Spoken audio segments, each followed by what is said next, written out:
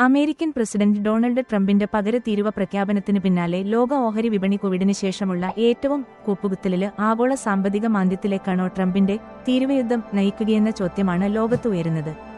ആഗോള എണ്ണവിലയില് കനത്ത ഇടിവാണ് രേഖപ്പെടുത്തിയത്.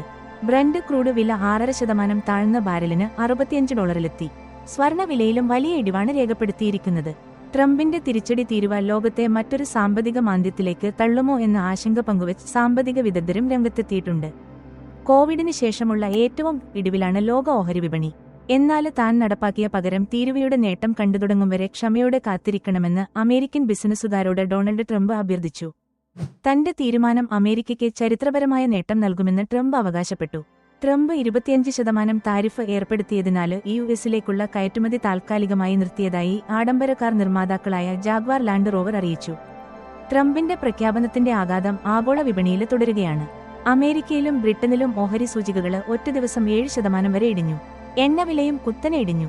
സ്വർണവിലയും താഴുകയാണ്. ലോക വ്യാപാര സംഘടനയടക്കം ഇക്കാര്യത്തിൽ ആശങ്ക രേഖപ്പെടുത്തി. യുഎസിൽ നിന്ന് ഇറക്കുമതി ചെയ്യുന്ന എല്ലാ ഉൽപ്പന്നങ്ങൾക്കും 34% അധിക തീരുവ ചുമത്തി ചൈന തിരിച്ചടിച്ചതോടെ വ്യാപാരയുദ്ധം പ്രവചനാതീത സാഹചര്യമാണ് സൃഷ്ടിച്ചിരിക്കുന്നത്. ഉയർന്ന പണപ്പെരുപ്പവും മന്ദഗതിയിലുള്ള വളർച്ചയും ഉണ്ടായേക്കുമെന്ന് സാമ്പത്തിക വിദഗ്ധർ പറയുന്നു.